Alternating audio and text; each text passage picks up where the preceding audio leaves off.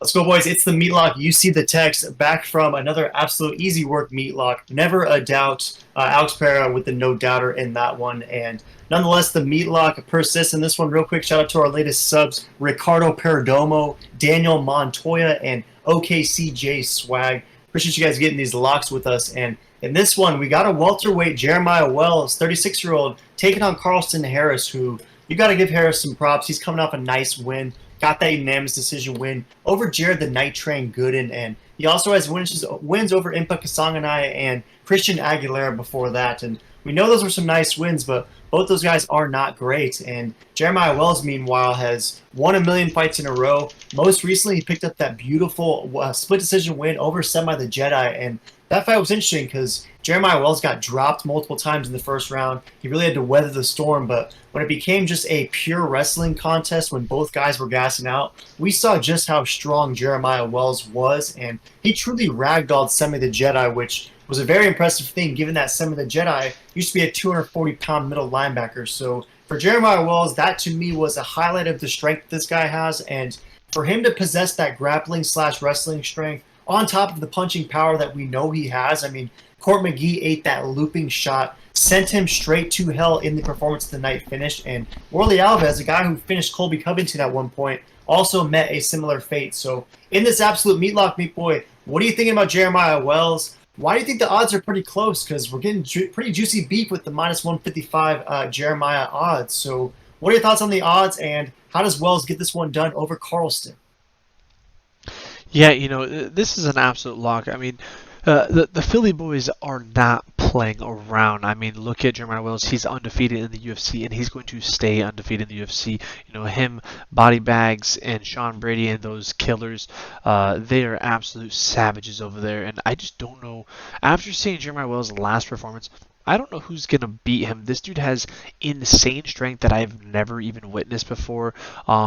People underestimate this guy's size and his ability and skill, but his wrestling, his striking, his power, his endurance is off the chart.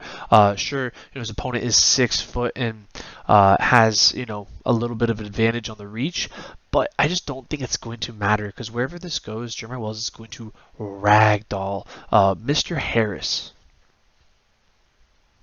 Yeah, seen it the same way, Meat Boy. And even though Harris's only loss was to Shavkat, it was easy, light work for Rachmanov. You can't blame him too much for that one. But even just the overall competition and the more impressive wins, I gotta imagine you gotta roll with Jeremiah Wells. And Tapology's kind of riding with the Meat Boys as well. Meat Boy, 83% is rolling with Jeremiah. A lot of ground for that KO, and only 17% meanwhile is rolling with Carlston. Do you like the fact that this is in the Apex? I mean, we saw what Wells did to Semi the Jedi with all that wrestling, that grappling heavy attack when things on the feet did get a little sketchy. So at the Apex, do you see Wells going to the welterweight wrestling Wells and finding a way to get Harris to the mat?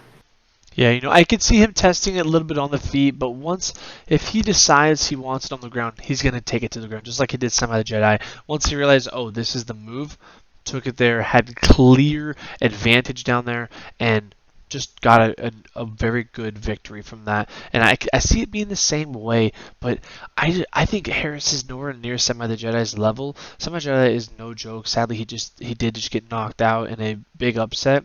But anyone can get caught. I just don't see Jeremiah Wells getting slept in this one with a YOLO meat bomb from Harris, because that's really his only chance. I think Wells takes him down, grinds him out, smothers, submission, or KO.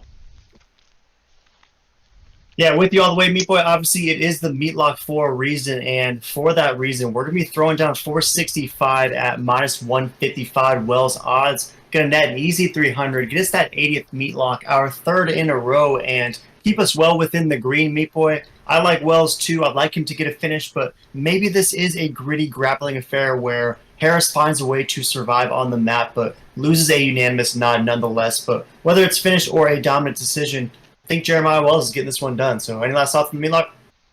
No, love this fight. Love this Meatlock. Throw in the comments.